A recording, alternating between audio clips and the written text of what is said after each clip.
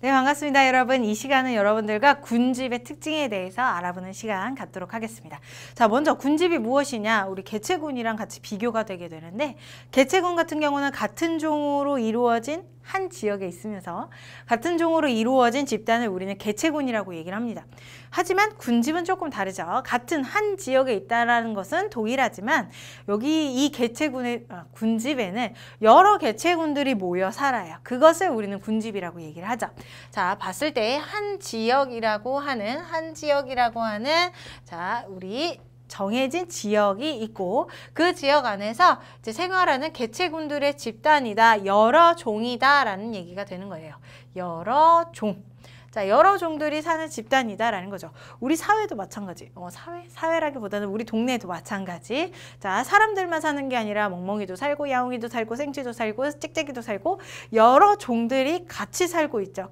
그것을 우리는 군집이라고 얘기를 하는 거예요. 자, 개체군은 사람만 사는 동네가 있을지 모르겠지만, 자, 한 집 안에서 이제 사람들만 살아요. 그 가족들만 사는 그것을 개체군이라고 얘기를 하는 거죠. 각각의 차이점을 기억을 해두시면 좋을 것 같습니다.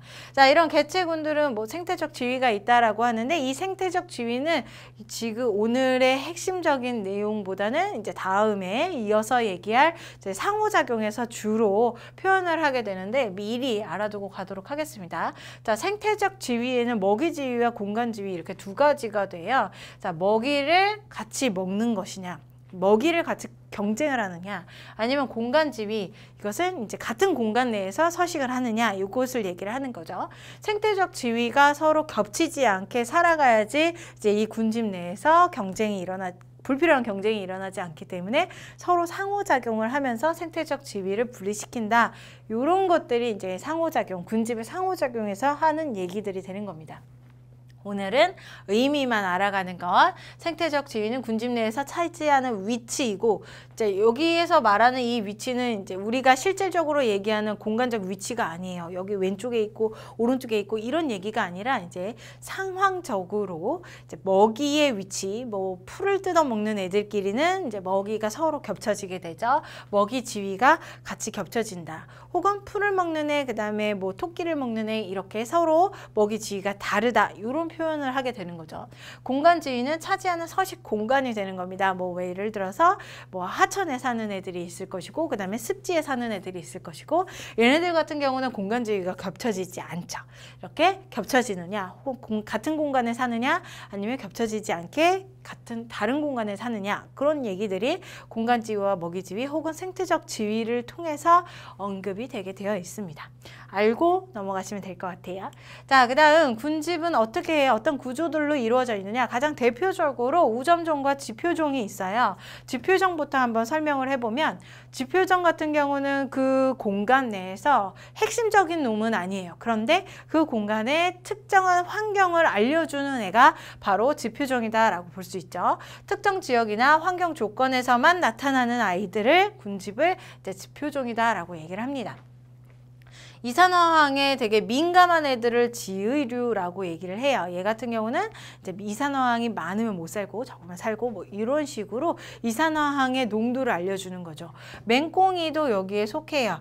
맹꽁이도 이제 기후에 영향을 받게 됨으로써 이제 기후의 변화를 알려주게 되고, 에델바이스라고 하는 꽃도 있죠. 걔 같은 경우는 고도나 기후의 영향을 받기 때문에 에델바이스 또한 우리 지표종이다 라고 얘기를 해줄 수 있습니다. 얘네들이 살게 되면 얘네들이 잘 사는 환경이구나, 혹은 이제 우리 지역이구나, 이런 것들을 알려주는 핵심적인 놈이다 라고 볼 수 있는 거죠. 자, 오늘의 핵심은 요거예요. 우점종. 이 우점종을 알아내야 돼요. 개체군들이 있고 이 한 지역의 개체군들 중에서 가장 많은 부분을 차지하고 중요도를 차지하는 우점종이라고 하는 개체들이 존재합니다. 자, 개체수가 가장 많고요. 넓은 면적을 차지하는 군집 내에 대표하는 종을 우리는 우점종이라고 얘기를 하는 거죠. 자, 중요도가 가장 높은 특징을 가지고 있는데 이 중요도는요, 어떻게 구할 수 있냐면 우리 아래쪽에서 얘기하는 방향구를 통해서 알 수가 있어요. 그래서 그 방향구를 알아내는 방법을 선생님이 설명을 해보도록 하겠습니다. 자, 이제 네 번째 방향구를 구한다라고 하는데, 자, 방향구 같은 경우는 동물들은 막 돌아다니기 때문에 방향구를 통해서는 알기 어렵고 식물들을 조사하기가 쉽습니다. 걔네들은 잘 돌아다니지 않고 그 자리에 유지되어 있으니까. 자, 그래서 방향구를 어떻게 알아내냐면 일정 지역이 있을 거고요. 그 일정 지역에 이렇게 10개씩 세로 가로로 10칸씩 나눠서 이제 분업하는 거죠. 분획을 하는 거죠. 분획을 하고 이 넓이는 약 1m 정도가 돼요. 각각 달라질 수 있는데 문제에선 대부분 1m씩으로 표현을 합니다. 1m, 1m. 자, 그리고 각각 10칸, 10칸으로 방향구를 측정을 하는 거죠. 자, 이렇게 방향구를 나눴을 때 각각의 지점마다 이제 살아가고 있는 생물 종들을 알아내면 돼요. 특히나 식물 종들을 표시를 해주면 되는 거죠. 그랬을 때 지금 대표적으로 예로는 질갱이, 민들레, 토끼풀 이렇게 세 종이 나오고 있습니다. 자, 그러면 이 질갱이, 민들레, 토끼풀에 대해서 각각 무엇을 알아낼 수 있냐면 밀도, 빈도, 그 다음 피도를 알아낼 수 있어요. 각각 어떤 의미를 갖는지. 자, 밀도 같은 경우는 같은 일정한 지역 내에서 이 살고 있는 개체의 숫자를 의미합니다. 개체 숫자. 자, 그 다음에 빈도는 각각 일정한 지역 내에서 이제 방향구 나타나는 빈도를 나타내는 거예요. 방향구의 빈도. 자, 그 다음에 피도는 무엇이냐면 지표면을 덮고 있는 정도를 얘기를 하는 거죠. 밀도부터 한번 구해보도록 할게요. 자, 우리 여기에서 표현을 하고 있는데, 자, 밀도를 구하는 방법은 방향구의 전체 면적에다가 자, 특정 종의 개체수를 이야기를 한다라고 했죠. 그래서 면적을 구하는데 1m, 1m이기 때문에 어차피 분모는 1이에요. 그래서 이것은 생략해도 되고요. 이제 개체 숫자를 분자에다 써서 그 값으로 써주면 되는 거죠.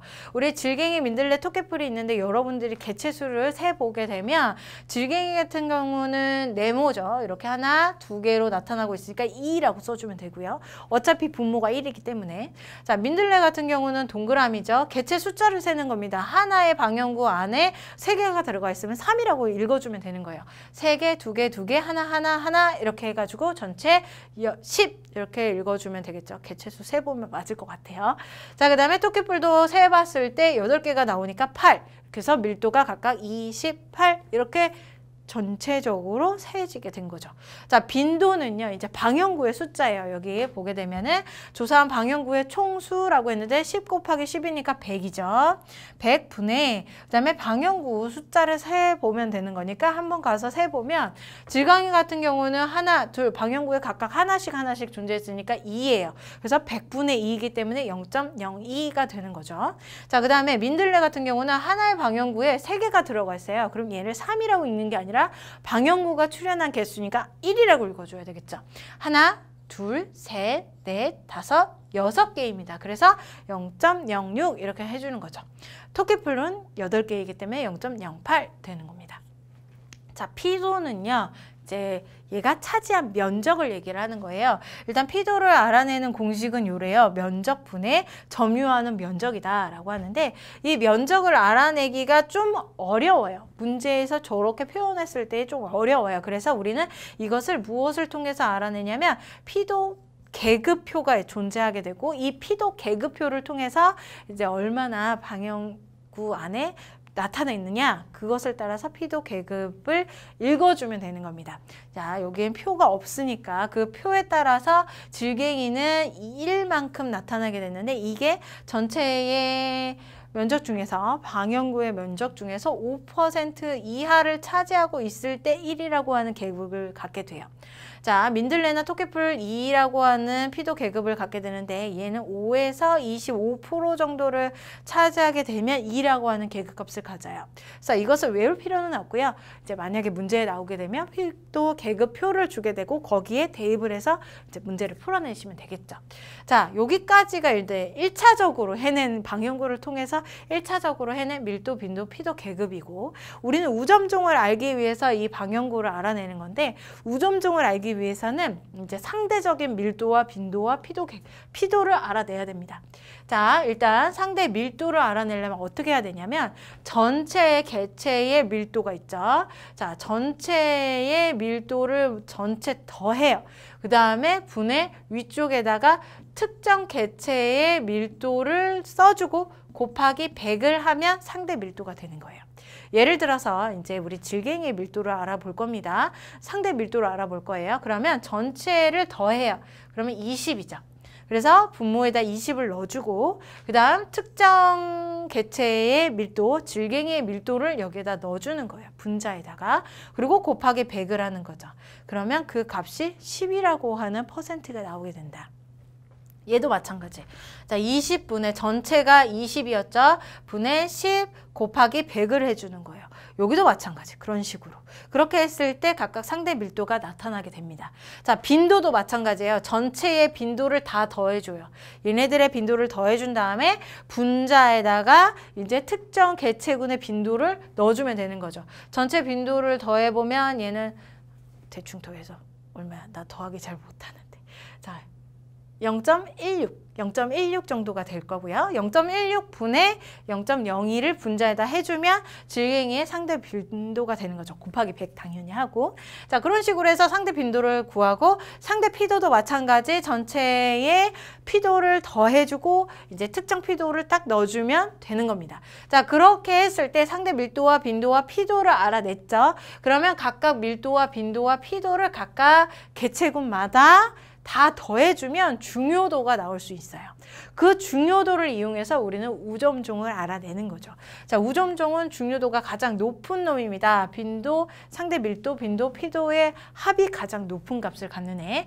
여기에 있는 방향구를 통해서는 누가 가장 높으냐면 요 놈이 가장 높네요. 토끼풀이 바로 이 지역, 이 군집 안에서 가장 높은 핵심이면서 가장 많은 양을 차지하면서 면적도 가장 많이 차지하는 우점종이다라고 볼 수가 있겠네요. 이렇게 알아내는 게 바로 방향구를 알아내는 방법입니다. 자, 이 방향구를 통한 방법 같은 경우는 최근의 기출문제에는 잘 나오지 않고 있기 때문에 문제는 없지만 여러분들이 다른 문제집이나 아니면은 옛날의 기출을 통해서 이제 준비를 해 보시는 것을 추천드리겠습니다. 자, 이 내용은 여기까지 하도록 하죠.